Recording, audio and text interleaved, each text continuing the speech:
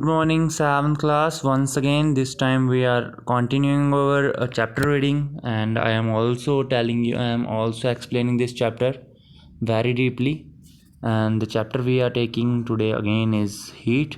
Last time we had read what is heat, we had also read the hot and cold difference, and we had also done our activity, that is 4.1, in which we had taken three vessels, and we had also discussed about measuring temperature. This time we will do this again an activity, and that is reading a thermometer.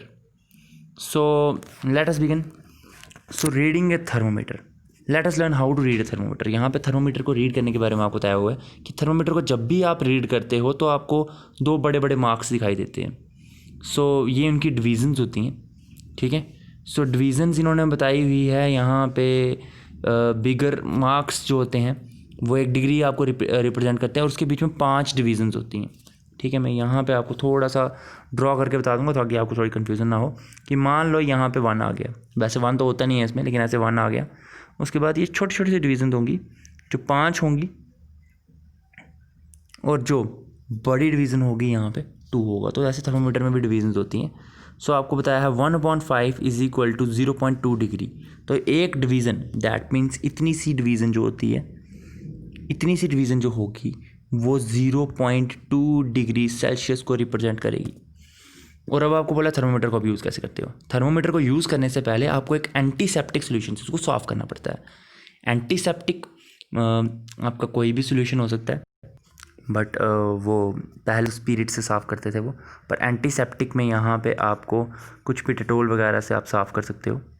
ठीक है. सो जैसा हम discuss कर रहे थे कि soap solution को हम वॉश करते हैं, हम जो थर्मोमीटर है इसको हम वॉश करते हैं. थर्मोमीटर को वॉश करने के लिए आप सोप सोल्यूशन से भी उसको धो सकते हो, और एक सोल्यूशन और होता है हमारे पास आइसोप्रोपाइल, वो भी आप यूज़ कर सकते हो, पर एंटीसेप्टिक सोल्यूशन होना चाहिए. और उसके बाद आपको बोला है जब आप ये करते हो तो आपको बल्ब का जो एंड होता है वो टंग के नीचे रखते हैं, और टंग के नीचे रखने के बाद 2 मिनट के लिए आप उसको वहीं पे रखते हो. यहाँ पे 1 मिनट बोला है तो 1 मिनट भी काफ़ी होता है एक टेम्परेचर को नोट करने के लिए. और जैसे ही आप टेम्परेचर को माउथ से बाहर निकालोगे तो उसको आप रीड करते हो, और टेम्परेचर को आप चेक करते हो. छोटे बच्चों में भी आपको पता ही है आर्म पिट्स से टेम्परेचर को मेज़र किया जाता है.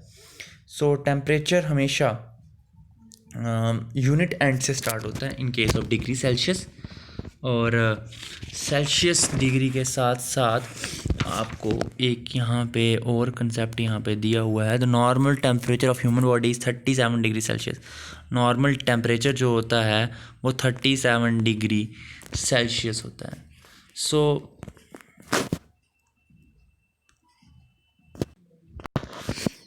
जैसा हम डिस्कस कर रहे थे तो नॉर्मल टेम्परेचर 37 डिग्री होता है.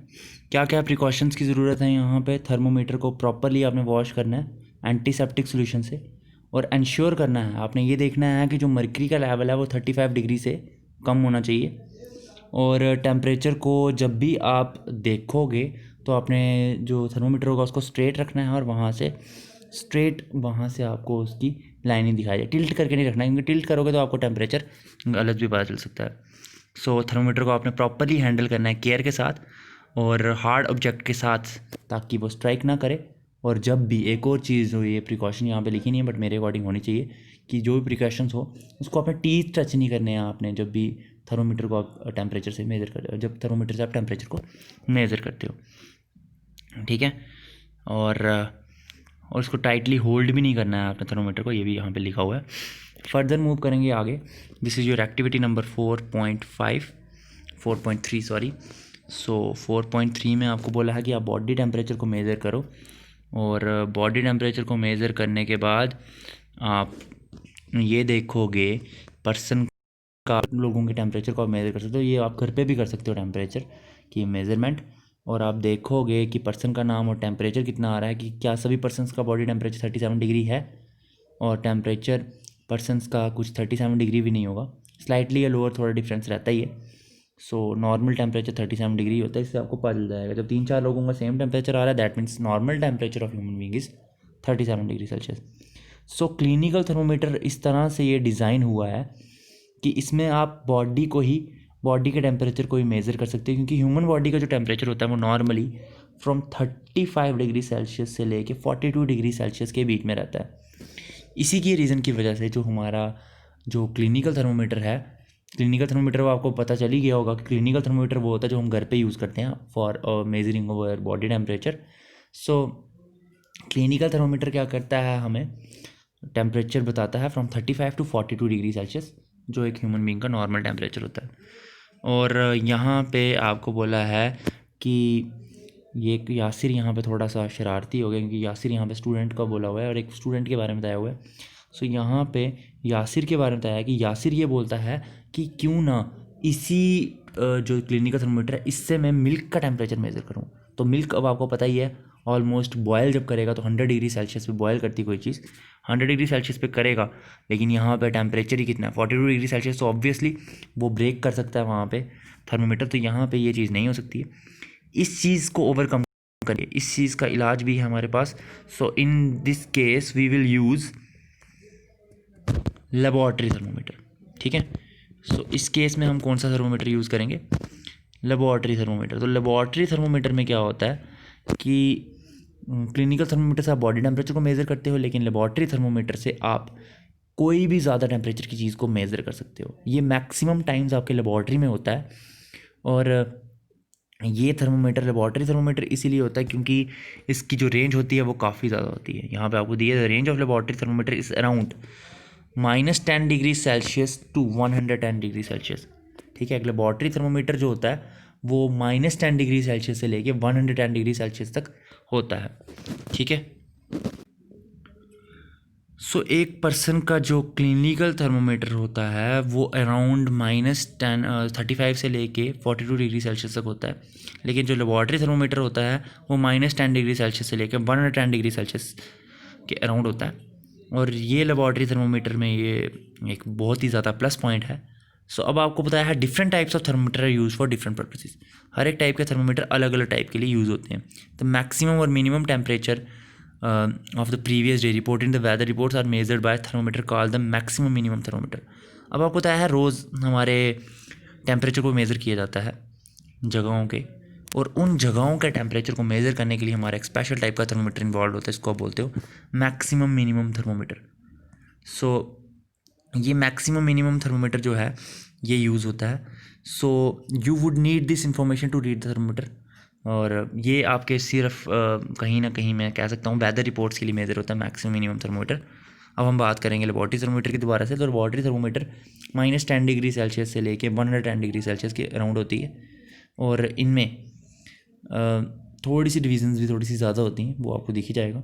सो find out how much a small division on this thermometer reads you would need information to read the thermometer correctly. वो कह रहे हैं आपको क्या क्या इन्फॉर्मेशन चाहिए होंगी, how much a small division on this thermometer reads, किस तरह से छोटे छोटे डिवीजन्स को आप इसमें रीड करते हो।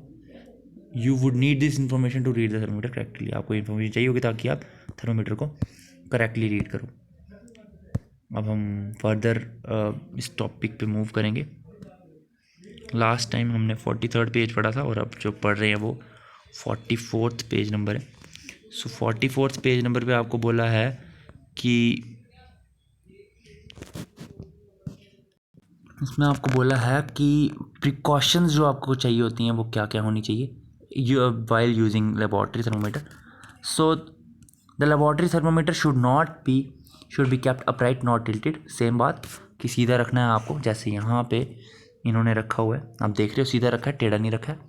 Bulb should be surrounded from all sides by substance. आप देख रहे हो ये पानी जो है इसका जो बल्ब है वो उसको पूरी तरीके से सराउंड कर रहा है।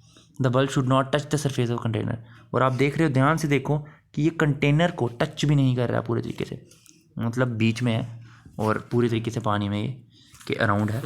अब आपको बोला है यहाँ पे एक एक्टिविटी आपको दी है कि आपने टैप वाटर लेना है बीकर में और उसमें थर्मोमीटर को डिप करना है कि वो बल्ब जो प्रॉपरली इमर्स हो जाए वाटर में, पर उसके बॉटम को टच ना करे, जैसे इधर नहीं कर रहा है।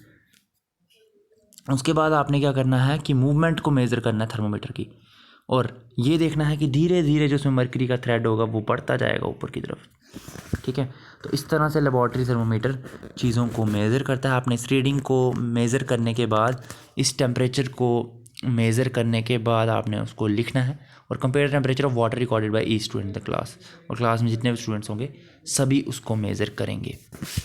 अब इन्होंने एक्टिविटी नंबर 4.5 में आपको बोला है कि आपने हॉट वाटर लेना है बीकर में और मग में डाल के रखना है, और थर्मोमीटर को dip the thermometer in water, thermometer को आपने वाटर में डाल के रखना है, और इस तरीके से आपने रखना है कि मरकरी का लेवल प्रॉपर वे में नोट करता जाए, मतलब राइज़ करता जाए, और जब वो राइज़ करेगा आपने थर्मोमीटर वाटर से निकाल देना है और आप केयरफुली ऑब्जर्व करोगे। क्या ऑब्जर्व करोगे? Do you notice that as soon as you take the thermometer out of the water the level of mercury begins to fall, this means the temperature must be read while the thermometer is in water. इन्होंने बोला कि जब भी आप thermometer किसी चीज़ में डालते हो, लेबॉरेटरी थर्मोमीटर, तो वो उस टाइम पे मर्करी लेवल को राइज़ करता है, तो आपको उसी वक्त टेम्परेचर को नोट करना है। अगर आपने टेम्परेचर को नोट नहीं किया तो उसकी वजह से क्या होगा, जैसे ही आप थर्मोमीटर बाहर निकालोगे तो उसमें मर्करी का लेवल क्या होता जाएगा, कम, और जब मर्करी का लेवल कम होते जाएगा तो उसकी वजह से क्या होगा, आपको रीडिंग गलत मिल सकती है।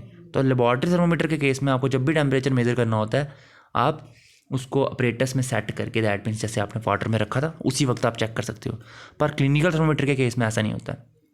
उसमें क्या होता है, आपको माउथ में अपने थर्मोमीटर रखा होगा, जब बाहर निकालोगे तो आप टेम्परेचर को चेक कर सकते हो। ठीक है, उसमें इतनी चेंजेस नहीं आती हैं। You may recall that while taking your temperature you have to take the thermometer out of the mouth to note the reading. Can you then use the laboratory thermometer to measure your body temperature. तो इसी तरह से उन्होंने बोला है कि इस वजह से आप लेबॉरेटरी थर्मोमीटर को अपने टेम्परेचर को मेज़र करने के लिए यूज़ नहीं कर सकते, क्योंकि उसमें टेम्परेचर जैसे ही आप थर्मोमीटर माउथ से बाहर निकालोगे तो उसमें टेम्परेचर बढ़ जाता है, और वो कन्वीनियंट नहीं होता कि एक तो बहुत बड़ा साइज़ होता है उसका, सेकंड चीज़ ये है कि जैसे ही आपको टेम्परेचर सही नहीं मिलेगा, आपकी बॉडी का टेम्परेचर मे बी 38 डिग्री हो या 39 हो या 40 हो, जैसे ही आप बाहर निकालोगे तो क्या हो जाएगा, उसमें टेम्परेचर कम हो जाएगा, तो आपको सही टेम्परेचर नहीं पता चलेगा। इसीलिए क्लिनिकल थर्मोमीटर यूज़ किया था जिसकी रीडिंग्स ही 35 से लेके 42 होती हैं। और ये बात दोबारा से बताना चाहूँगा मैं आपको कि लेबॉरेटरी थर्मोमीटर की जो रीडिंग होती है वो 110 डिग्री तक होती है, फ्रॉम -10 से लेके, ठीक है, फ्रॉम -10 टू 110, दैट मीन्स इसमें 100 सेल्सियस का डिफरेंस होता है। So I hope you all have understand the chapter very well and you are all enjoying this, and I am sure that you are also doing the activities that I had suggested to you. So thanks and have a nice day ahead.